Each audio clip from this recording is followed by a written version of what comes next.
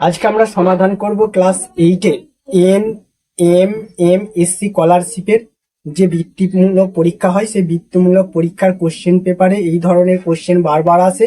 এবার 2024-25-এর যে পরীক্ষা হবে তাতেও থাকবে এই ধরনের কোশ্চেন।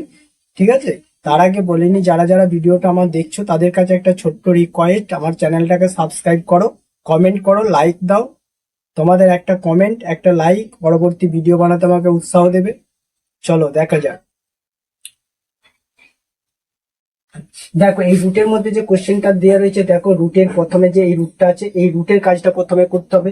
তারপরে এই রুটের কাজটা আমরা কি জানি, রুটের কাজ, রুটের হচ্ছে যে ধরো এখানে আছে 225, 225 কার বর্গ, 25-এর হচ্ছে 225 মানে 15-র বর্গ।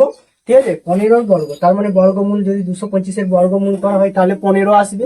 ঠিক আছে, তাহলে দেখো আমি এই অঙ্কটা করি। 10 প্লাস 25 108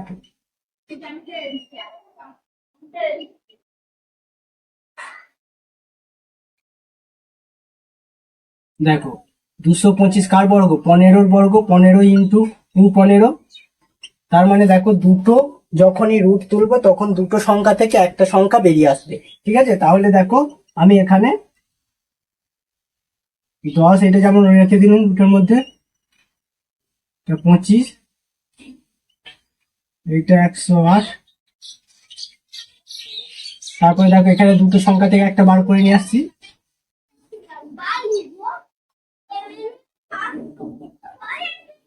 তাহলে 154 প্লাস 15। তাহলে দেখো 10 25, দেখো এটার সাথে এটা যোগ করলে কত হচ্ছে 108, এটার সাথে এটা যোগ করলে হয়ে যাচ্ছে তোমার 9 6 1। তার মানে দেখো এটা হচ্ছে 169, 169 কার বর্গ, ঠিক আছে 13-র বর্গ। তাহলে দেখো 13-র বর্গ 25, তাহলে দেখো 108, এটা হচ্ছে 13-র বর্গ, তার মানে হচ্ছে 13, যদি এরকম ভাবে আমি লিখি 13 ইন্টু 13, একটা 13 হচ্ছে যখনই রুট তুলবো একটা সংখ্যা, দুটো সংখ্যা থেকে একটা সংখ্যা বেরিয়ে আসবে। বুঝতে পারলে? তাহলে দেখো তাহলে হচ্ছে 10 প্লাস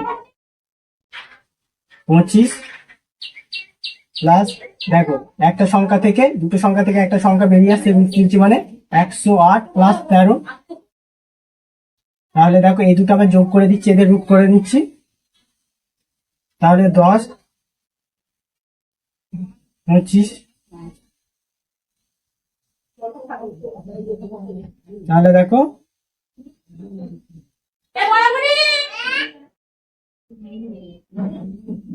221, 221 কার বর্গ, 11-র বর্গ, তাই তো 221 তাহলে কার বর্গ, 11-র বর্গ। বুঝতে পারলে? তাহলে দেখো 10 প্লাস 25 প্লাস, দেখো দুটো সংখ্যা থেকে একটা সংখ্যা বেরিয়ে আসবে, তার মানে 11।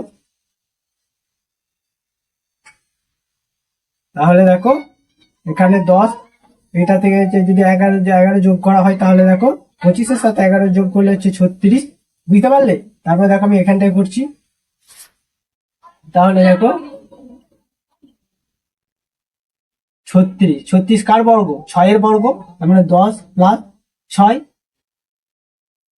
এবার দেখো তাহলে দেখো এদের যোগ করলে কত হচ্ছে 16, 16 কার বর্গ, 4 ইন্টু 4, 4-এর বর্গ। তার মানে দেখো আমার এখানে উত্তর হচ্ছে বি এর উত্তরটা সঠিক। বুঝতে পারলে? বি এর উত্তরটা আমার সঠিক। এই ধরনের অঙ্ক বারবার প্রত্যেক পরীক্ষার ক্ষেত্রে আসে, এবারেও আসবে। ঠিক আছে, তোমরা যদি এই ধরনের পরীক্ষার শর্টকাট মেথড হিসাবে পেতে চাও তাহলে আমাকে কমেন্ট করো। শর্টকাট মেথডে আমি অঙ্কগুলো আগেই করে দেখিয়ে দিয়েছি। ঠিক আছে, পরবর্তীকালে যদি তোমরা এর থেকেও শর্টকাট মেথডে পেতে চাও তাহলে আমাকে কমেন্ট করো। দেখো তোমাদের কমেন্ট করলে আমি তবেই তো বুঝতে পারবো তোমাদের কোথায় সমস্যা হচ্ছে, সেই সমস্যাকে সমাধান করার আমি চেষ্টা করব। ঠিক আছে, চলো।